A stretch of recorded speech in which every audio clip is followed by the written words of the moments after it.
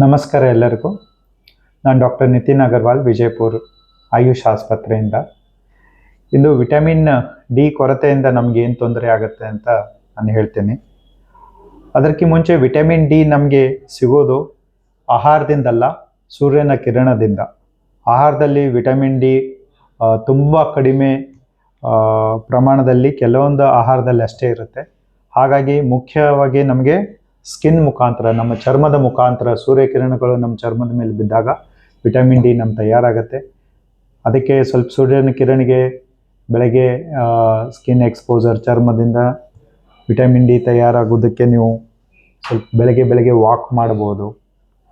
Vitamin D ಕೊರತೆಯಿಂದ ನಮ್ಮ ದೇಹದಲ್ಲಿ ಕೆಲವೊಂದು ಮಸಲ್ ವೀಕ್ನೆಸ್, ತುಂಬ ದೌರ್ಬಲ್ಯತೆ ಕಾಣುವುದು, ಅಶಕ್ತತನ ಕಾಣುವುದು, ನಮ್ಮ ಎಲುಬು ಕೀಲುಗಳು ಸ್ವಲ್ಪ ವೀಕ್ ಆಗ್ಬೋದು, ಅಶಕ್ತತನ ಆಗ್ತದೆ, ಕಾಲು ನೋವು ತುಂಬ ಆಗುತ್ತೆ.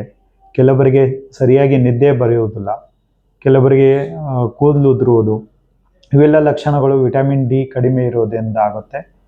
ಇದೀಗ ಕೆಲವೊಂದು ಸಂಶೋಧನೆಯಿಂದ ಇದನ್ನೂ ಗೊತ್ತು ಮಾಡಿದ್ದಾರೆ. ಅಂದರೆ ವಿಟಮಿನ್ ಡಿ ಕೊರತೆಯಿಂದ ನಮ್ಮ ಶುಗರ್ ಲೆವೆಲ್ಸ್, ಮಧುಮೇಹದ, ಕೆಲವರು ಡಯಾಬಿಟಿಸ್ ಪೇಷಂಟ್ದವ್ರಿಗೆ ಮಧುಮೇಹದ ಕಾಯಿಲೆ ಬರ್ಬೋದು, ಅಥವಾ ಮಧುಮೇಹದ ಕಾಯಿಲೆ ಇದ್ದವರಿಗೆ ವಿಟಮಿನ್ ಡಿ ಕೊರತೆ ಇರೋದ್ರಿಂದ ಸಕ್ಕರೆ ಲೆವೆಲ್ಸು, ಅದರ ಪ್ರಮಾಣ ಹೆಚ್ಚಾಗ್ಬೋದು.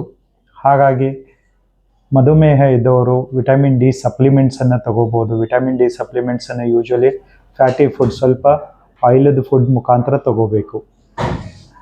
Thank you.